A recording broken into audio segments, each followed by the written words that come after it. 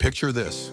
You're staring at a mountain of textbooks, your exam is tomorrow, and your brain feels like it's running on dial-up internet while everyone else has fiber optic speed. What if I told you that the difference between struggling students and academic superstars isn't intelligence? It's strategy? Today, I'm revealing the underground learning techniques that top performers use to absorb information at superhuman speeds. Problem setup. Here's the brutal truth. Most people study like they're trying to fill a bucket with a massive hole in the bottom. They spend countless hours highlighting every sentence, rereading the same paragraphs until their eyes bleed, and wondering why nothing sticks. Sound familiar? You're not alone. Research shows that 85% of students use ineffective study methods that actually work against how their brain naturally learns. But what if everything you've been taught about studying is wrong? What if there's a scientific approach that can cut your study time in half while doubling your retention? Buckle up, because we're about to hack your brain's learning software. Technique 1, the Scarcity Principle. Let me share a story about Sarah, a medical student who was failing biochemistry. She was spending 6 hours a day studying, but couldn't remember basic concepts. Then she discovered something revolutionary. Her brain was sabotaging her success. Here's what's happening in your head. When you tell yourself, "I'll study all afternoon," your brain activates what psychologists call time abundance mode. It relaxes, procrastinates, and treats every piece of information as equally unimportant. It's like having unlimited money. You spend carelessly because there's always more. The game changer is artificial scarcity. Instead of open-ended study sessions, create emergency conditions. Set a timer for exactly 25 minutes and study like you're defusing a bomb. Tell yourself, "I have 25 minutes to master cellular respiration, or I fail." Why does this work? Your brain has two modes: focused and diffuse. Scarcity triggers focused mode, flooding your neural pathways with norepinephrine, the same chemical that makes you hyper-alert during genuine emergencies. Sarah started using 25-minute sprints and went from failing to top 10% of her class in one semester. Technique 2, the priority matrix revolution. Here's where most students destroy their chances before they even start. They treat every topic like it's equally important. Imagine trying to learn a language by memorizing the dictionary from A to Z. Insane, right? Yet that's exactly how most people approach studying. Let me introduce you to the priority matrix, a technique borrowed from Fortune 500 companies.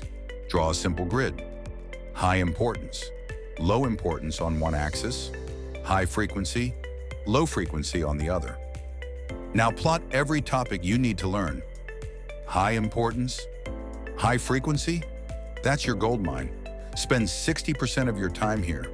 These are the concepts that show up repeatedly on tests and form the foundation of everything else.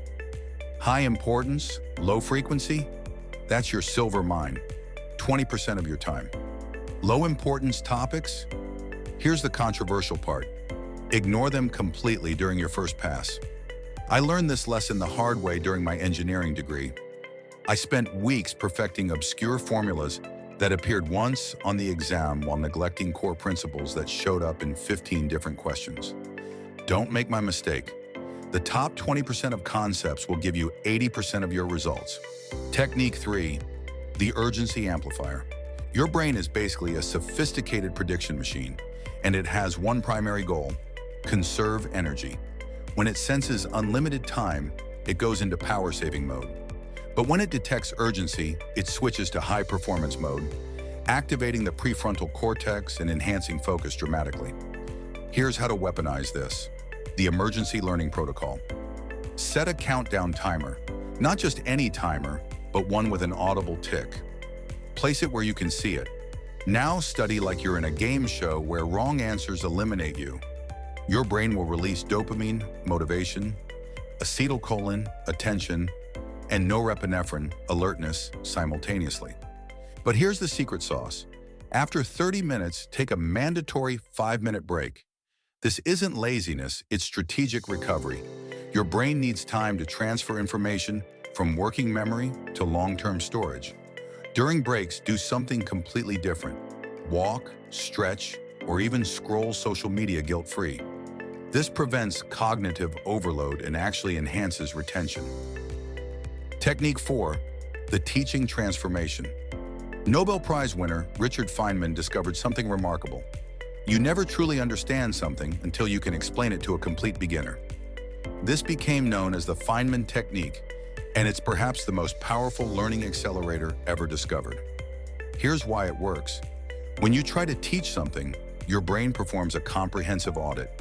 It identifies gaps, contradictions, and weak connections that passive reading never reveals. It's like the difference between watching someone drive and actually getting behind the wheel. The process is deceptively simple. First, choose a concept, let's say photosynthesis. Second, explain it out loud as if you're teaching a curious 10-year-old. No jargon, no complex terminology. If you can't simplify it, you don't understand it. Third, identify your knowledge gaps. Where did you stumble? What couldn't you explain clearly? These gaps are gold mines. They show you exactly what to focus on next. Finally, go back to your materials and fill these gaps specifically. I've watched students transform their understanding in minutes using this technique. One physics student I knew struggled with quantum mechanics for months. After one session of trying to explain it to his little sister, he identified 3 fundamental misconceptions that had been sabotaging his progress. Technique 5, the retrieval revolution. Here's a shocking fact. Rereading your notes creates a dangerous illusion of knowledge. Your brain recognizes the information and whispers, "Oh yes, I know this." But recognition isn't the same as recall. It's like the difference between recognizing someone's face and remembering their name when you need it. Active retrieval is your secret weapon. Instead of passively reviewing, actively test yourself. Close your books and write everything you remember about the topic. Use flashcards, but not how you think. Don't just read them. Predict the answer before flipping. The magic happens during struggle. When you strain to remember something, you're literally rewiring your brain. Each retrieval attempt strengthens neural pathways and creates multiple access routes to the same information. It's uncomfortable, but that discomfort is the feeling of your brain getting stronger. Try the blank page technique. After studying a chapter, grab a blank sheet and recreate everything from memory. Diagrams, formulas, key concepts, everything. Then compare with your source material. The gaps you discover are your personalized study plan. Technique 6, the biological advantage. Your brain isn't a computer that you can run 24/7. It's a biological system with specific requirements for optimal performance. Ignore these requirements and you're essentially trying to run software on hardware that's constantly crashing. Sleep isn't a luxury. It's when learning actually happens. During deep sleep, your brain transfers information from temporary storage to permanent memory banks. Pull an all-nighter and you're literally preventing yourself from learning. 7 to 8 hours isn't negotiable if you want peak cognitive performance. Exercise is like fertilizer for your brain. Even a 10-minute walk increases BDNF, brain-derived neurotrophic factor, which helps grow new neural connections. Students who exercise regularly show 20% better memory performance than sedentary peers. Nutrition matters too. Your brain consumes 20% of your daily calories despite being only 2% of your body weight. Feed it junk and it performs like junk. Complex carbohydrates, omega-3 fatty acids, and adequate hydration are non-negotiable for peak learning performance. Call to action and wrap up. Here's your challenge. Choose one technique from today's video and implement it during your next study session. Don't try all 6 at once. That's a recipe for overwhelm. Master one, then gradually add others. Remember, the goal isn't to study harder, it's to study smarter.